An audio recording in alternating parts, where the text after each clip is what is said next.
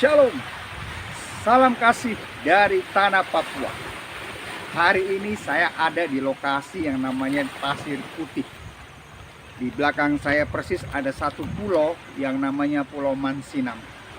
Kenapa saya ada di sini? Karena tanggal 5 Februari di kota Manokwari, bahkan di tanah Papua, akan merayakan Hari Pekabalan Injil yang ke-167 tahun.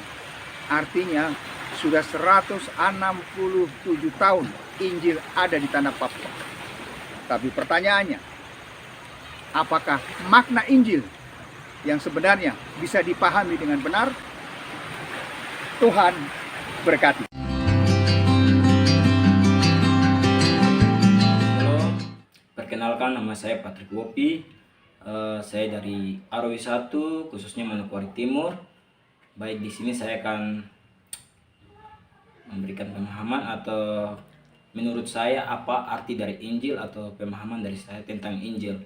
Menurut saya Injil itu adalah sebuah berita yang disampaikan oleh Tuhan Yesus. Tanpa Injil saya tidak mengenal Tuhan Yesus dan saya tidak bisa pergi berhimpun atau beribadah kepada Tuhan Yesus. Terima kasih, itulah pemahaman tentang Injil. Shalom. Shalom, Tuhan Yesus hebat. Kenalkan, nama saya Nelly Kanem. Menurut saya Injil adalah firman itu sendiri, dan firman itu telah menjadi manusia, yaitu Yesus Kristus. Tuhan Yesus memberkati. Shalom, Tuhan Yesus hebat.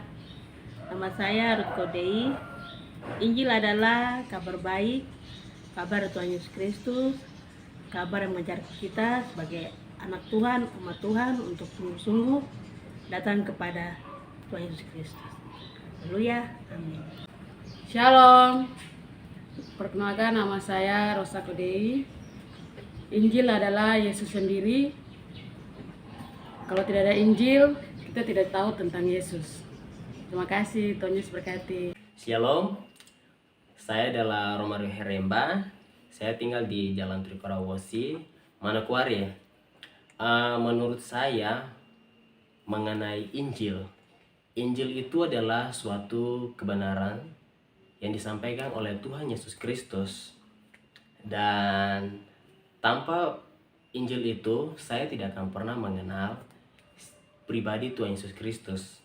Mungkin itu yang saya ketahui. Terima kasih.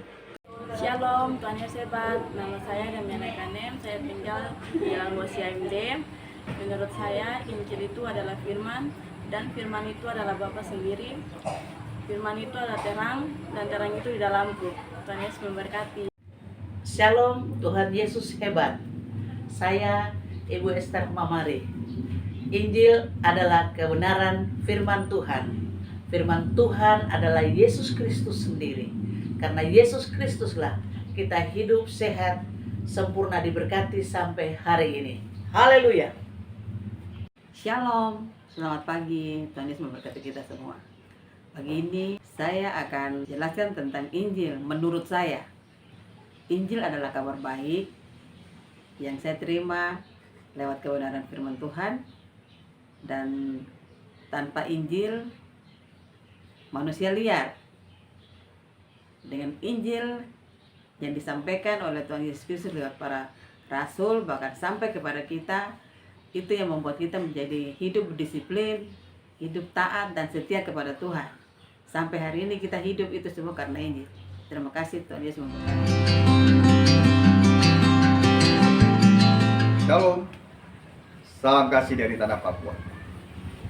Tadi saudara-saudara sudah melihat hasil wawancara, hasil pertanyaan bagi anak muda, bagi orang tua mengerti Injil itu sendiri.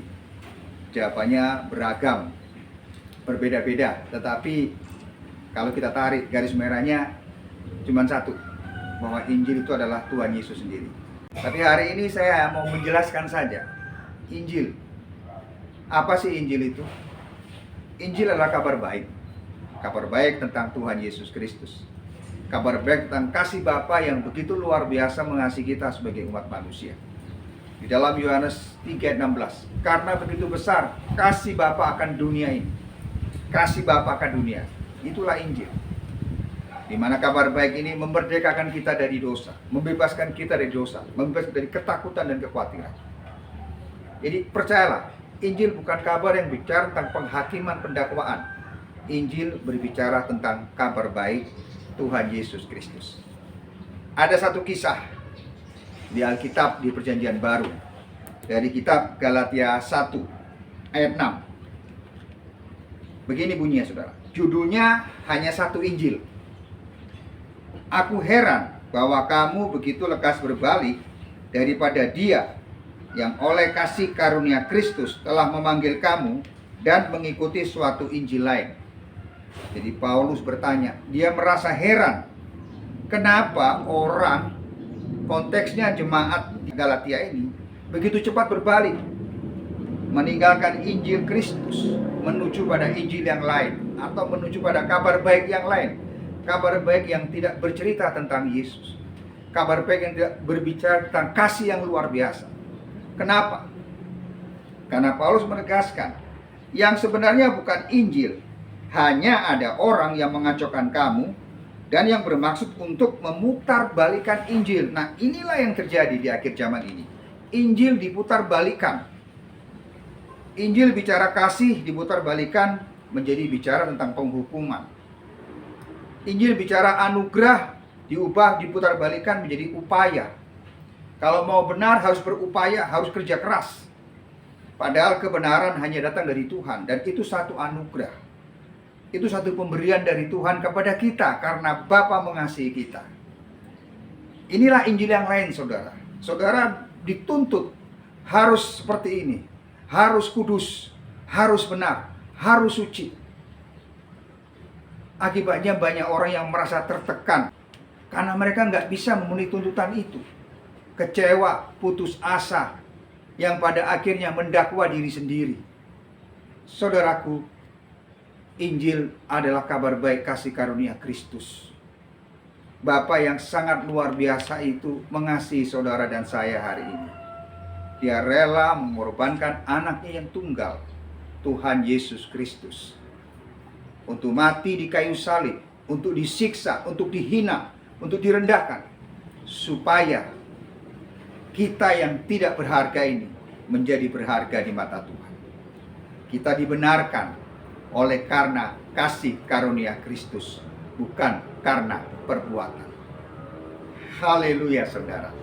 Itulah Injil, itulah kabar baik. Bahkan di dalam kitab Ibrani 10